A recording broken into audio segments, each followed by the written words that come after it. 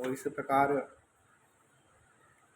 गोविंद नाम का जो पट्टा हमारे गले में डला है, तुलसी कंठी के रूप में जो हमारे गले में गोविंद नाम का पट्टा डला है, इसी के कारण प्रभु हमें अंत समय में लेने आएंगे।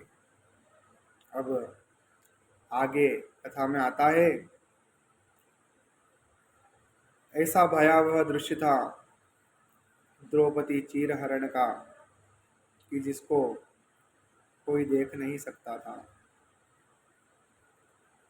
जब दाव पर द्रौपदी हार गई और दुशासन ने केश पकड़े, द्रौपदी के अत्यंत पवित्र आत्मा द्रौपदी, जिनका नाम पंचकन्याओं में लिया जाता है, रोज सुबह जो उठकर कोई व्यक्ति अगर पंचकन्याओं का नाम लेता है, देवी अहिल्या, द्रौपदी, देवी तारा, देवी कुंती और देवी मंदोदरी, जिनमें से एक नाम द्रौपदी का भी है, ऐसी पवित्र द्रौपदी के केश पकड़कर घसीट कर दुशासन भरी सभा में ले जा रहा है। निर्बला दुर्बला गौ के समान द्रौपदी अपनी रक्षा कर रही है। उसके मन में विश्वास है कि मेरे पति पांडव मेरी रक्षा करेंगे, लेकिन पांचों पांडव अपनी नज़र नीचे करके बैठे हैं।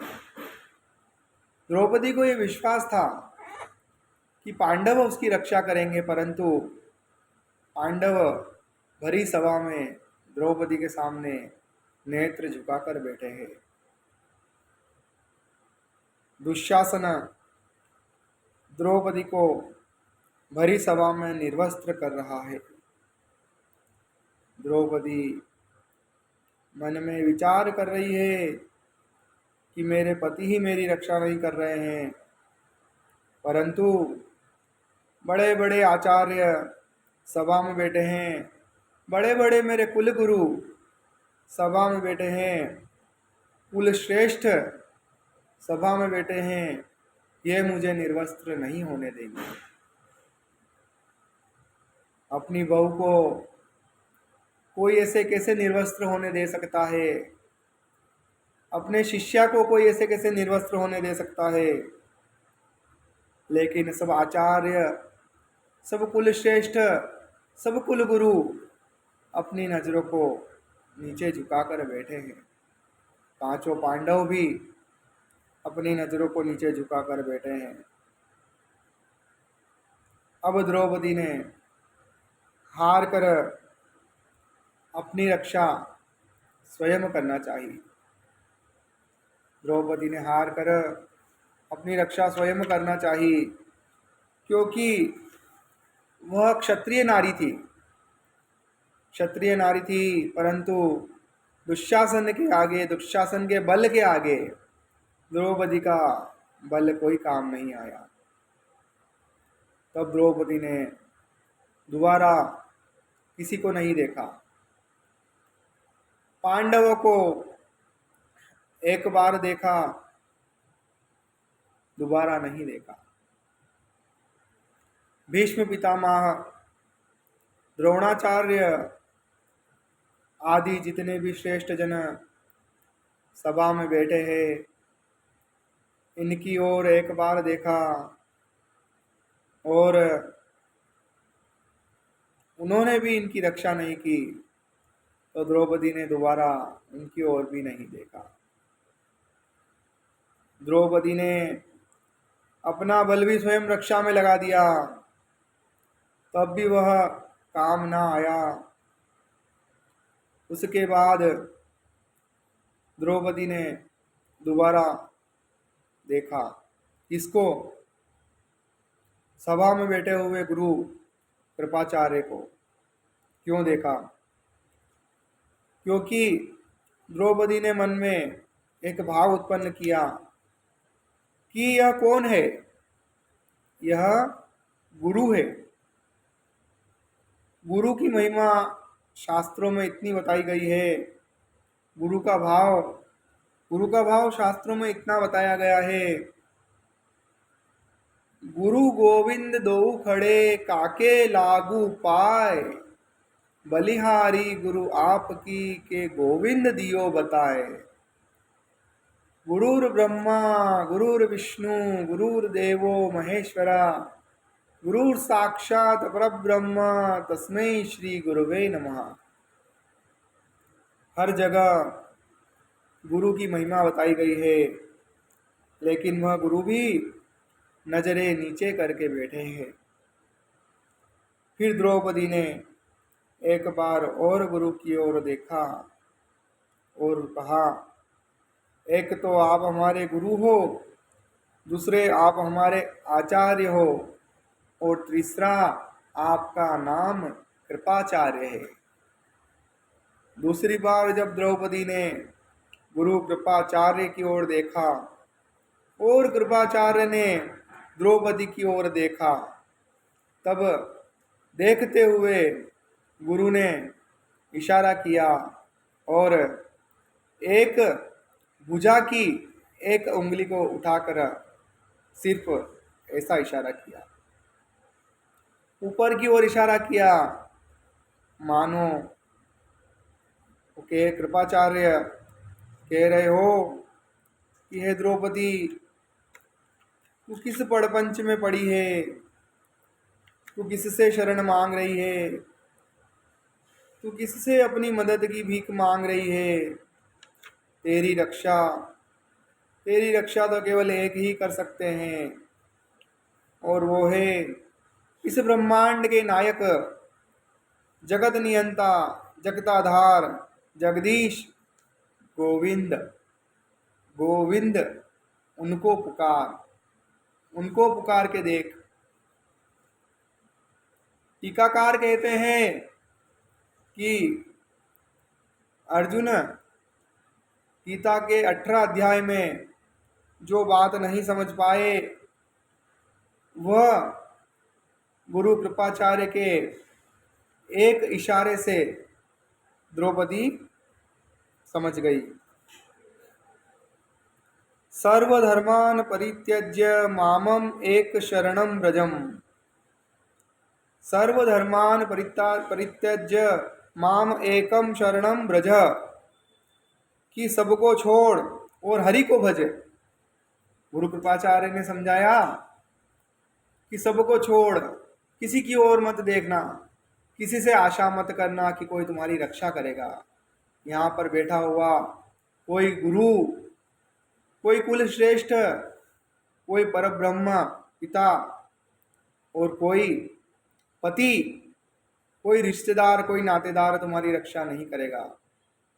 तू सिर्फ उन्हें पुकार, गोविंद का नाम ले, गोविंद आकर स्वयं तेरी रक्षा करेंगे।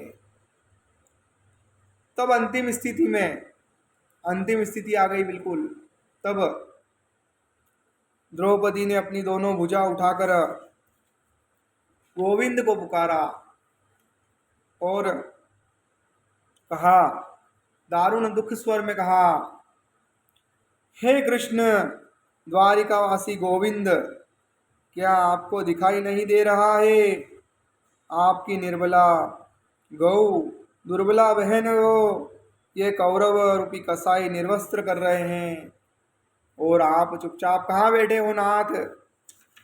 गुरु कृपाचार्य के एक इशारे से द्रौपदी समझ गई कि मुझे किसे पुकारना है, और कहती है, प्रभु जी मोरी क्या बिगड़ेगी, प्रभु जी मोरी क्या बिगड़ेगी, जाएगी लाज तुम्हारी, प्रभु जी मोरी क्या बिगड़ेगी। जाएगी लाज तुम्हारी। मोपति पाँच, पाँच के तुम पति, मोपति पाँच, पाँच के तुम पति, सोपति काहे बिसारी। प्रभु जी मोरी क्या बिगड़ेगी, जाएगी लाज तुम्हारी।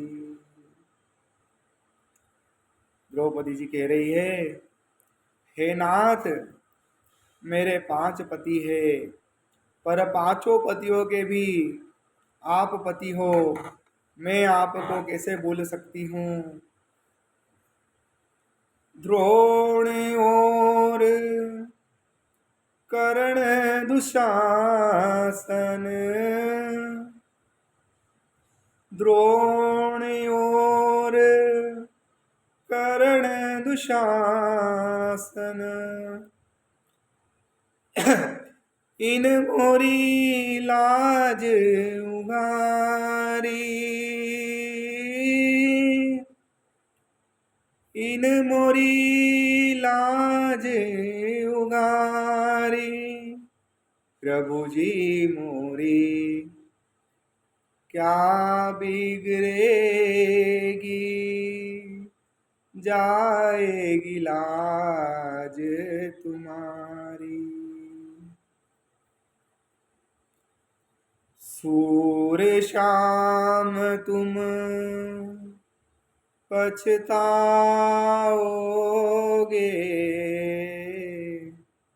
सूर्य शाम तुम पछताओगे, जब मुझे देख उगारी। प्रभु जी मोरी क्या बिगड़ेगी, जाएगी लाज तुम्हारी। प्रभु जी मोरी क्या बिगड़ेगी,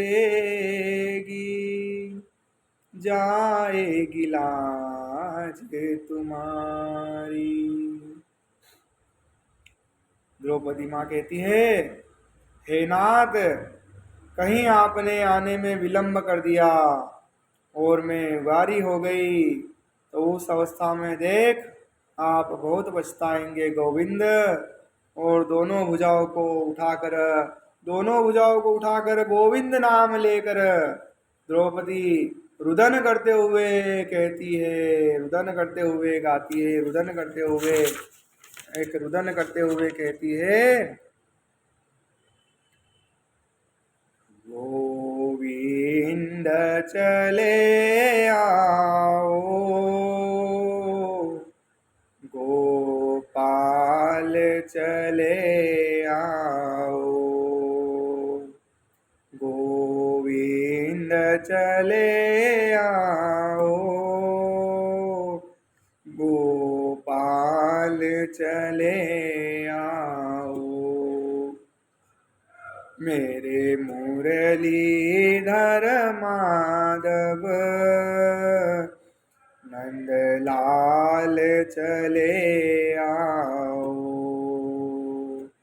गोविंद चले आओ,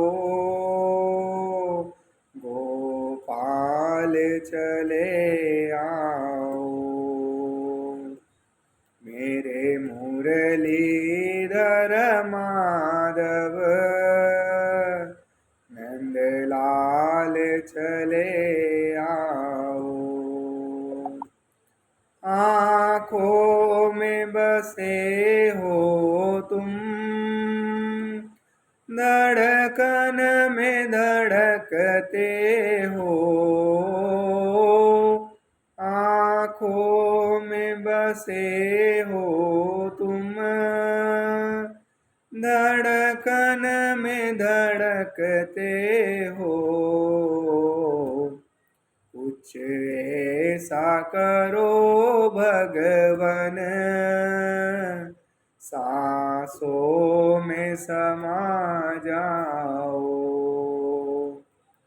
कुछ ऐसा करो भगवन, सांसों में समा जाओ। मेरे मुरलीधर माधव नंदलाल चले आओ। गोविंद चले आओ, गोपाल चले आओ। एक शर्त जमाने से प्रभु दिल से लगा बैठे। एक शर्त जमाने से प्रभु दिल से लगा बैठे। या हमको बुला लेना, या खुद ही चले आओ। या हमको बुला लेना,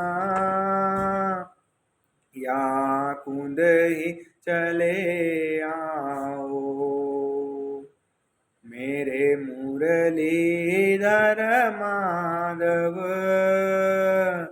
नंदलाल चले आओ। गोविंद चले आओ, गोपाल चले आओ। तेरे दर्शन को मोहन मेरे नैन तरसते हैं। तेरे दर्शन को मोहन मेरे नैन तरसते हैं। एक अर्ज मेरी तुमसे, अब और ना तड़पाओ। एक अर्ज मेरी तुमसे, अब और ना तड़पाओ। मेरे मुरलीधर माधव नंदलाल चले आओ। गोविंद चले आओ, गोपाल चले आओ। मेरे मुरलीधर माधव नंदलाल चले आओ। गोविंद चले आओ,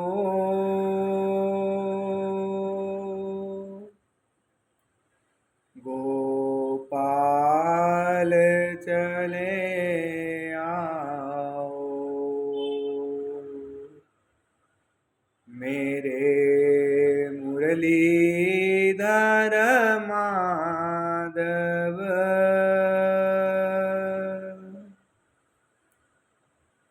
नंदलाल चले आओ। गोविंद भगवान की जय।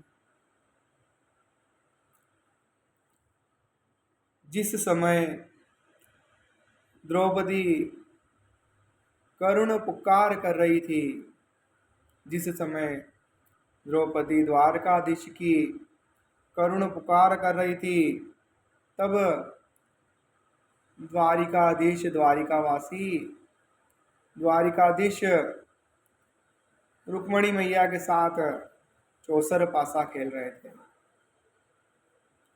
और खेलते खेलते ठाकुर जी को अत्यंत क्रोध आया और वे आसन पर से खड़े हो गए। रुक्मणी जी ने ठाकुर जी के चरण पकड़ लिए और कहा कि हे नाथ, अचानक से आप इतने क्रोध में कैसे आ गए। तब ठाकुर जी ने अपनी दोनों मुट्ठियां बांध ली और कहने लगे कि हे रुक्मणी जी, अब आप वैकुंठ को प्रस्थान करें। हे रुक्मणी जी, अब आप वैकुंठ को प्रस्थान करें।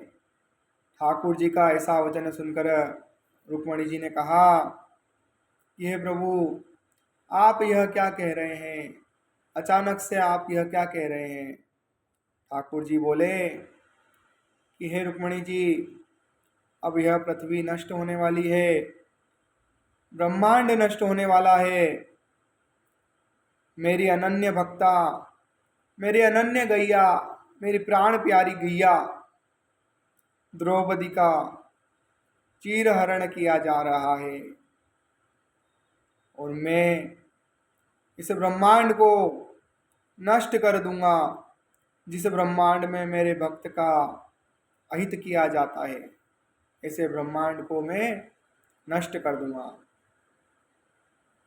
तब रुक्मणी जी ने ठाकुर जी को समझाया कि हे प्रभु, आप रुष्ट न हो। हे प्रभु, आप इतना कोप ना करें। इस ब्रह्मांड में आपके अन्य भक्त भी तो रहते हैं। आप इस ब्रह्मांड को कैसे नष्ट कर सकते हैं। आप एक भक्त के लिए ऐसा करेंगे तो अन्य भक्तों का क्या होगा। हे प्राणनाथ, हे कृपानाथ, ऐसा अनर्थ ना करें। तब ठाकुर जी कहने लगे, तो फिर मैं हस्तिनापुर को नष्ट कर दूंगा। तो माता रुक्मणी ने कहा कि हे ठाकुर जी, हे प्रभु, हस्तिनापुर में हस्तिनापुर में विदुर जी भी तो रहते हैं, 5 पांडव भी रहते हैं, भीष्म पितामह भी रहते हैं, माता कुंती भी रहती है। वे भी तो आपके भक्त हैं, वह भी तो आपके करुण वात्सल्य है। हे प्रभु, आप यह क्यों कर रहे हैं। तो वह भगवान कहते हैं कि मैं दुशासन, दुर्योधन और कौरवों को नष्ट कर दूंगा। तब रुक्मणी जी उन्हें स्मरण दिलाती है, कहती है कि हे प्रभु, यह सब आप पश्चात कीजिएगा। सर्वप्रथम आप जाकर आपकी भक्ता, आपकी प्राण प्यारी गैया, आपकी प्राण प्यारी गौरूपा द्रौपदी की रक्षा करो। वो आपको करुण पुकार करके बुला रही है। और फिर भगवान का एक नवीन अवतार हुआ। भगवान का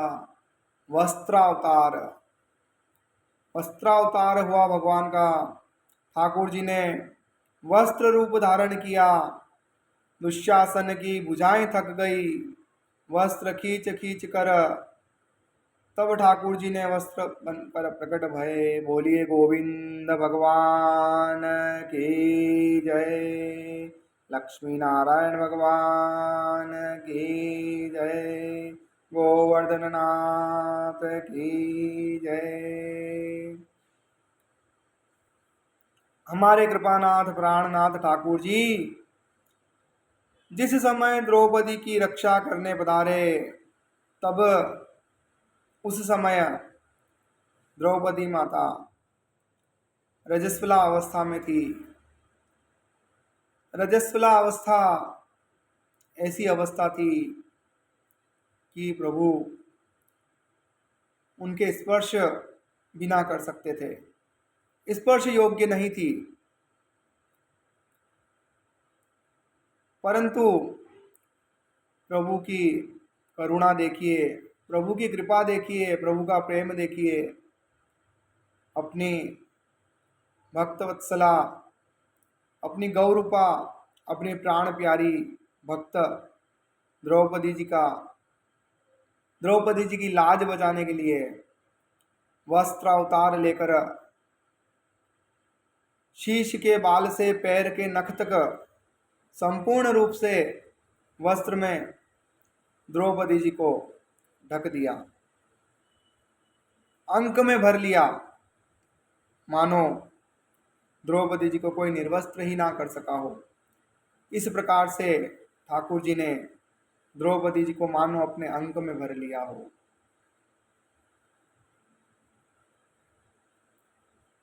उसी दिन दुर्योधन, दुशासन, भीष्म पितामह, द्रोणाचार्य, कृपाचार्य, धृतराष्ट्र, इन सब का अंत निश्चय हो गया था।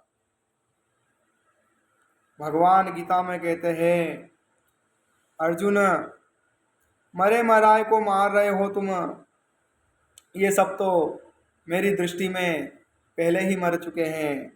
अब तो बस योजनाएं बनाई जा रही है कि किसको कैसे मारना है, बाकी तो ये सब पहले से ही मुर्दे हैं। यह सब संभव हुआ गुरु कृपाचार्य की कृपा से। कृपाचार्य भले ही कौरव के पक्ष में थे, पर थे तो गुरु। उन्होंने ही द्रौपदी का मार्गदर्शन किया और उन्हें अपनी भुजा की उंगली उठाकर इशारा किया कि गोविंद की शरण में जाओ, गोविंद की शरण में जाओ, वे ही तुम्हारी रक्षा करेंगे। एक समय युद्ध में अर्जुन के द्वारा कृपाचार्य जी के पुत्र पर आक्रमण हो रहा था। वहां पर द्रौपदी ने अर्जुन से कहा, हे अर्जुन, जिन गुरु की वजह से आज मैं अपनी लाज बचा पाई हूँ, उन गुरु के पुत्र, उन गुरु को तो महाभारत के युद्ध में तुमने मार दिया तुम लोगों ने, लेकिन कम से कम उनके पुत्र को छोड़ दो।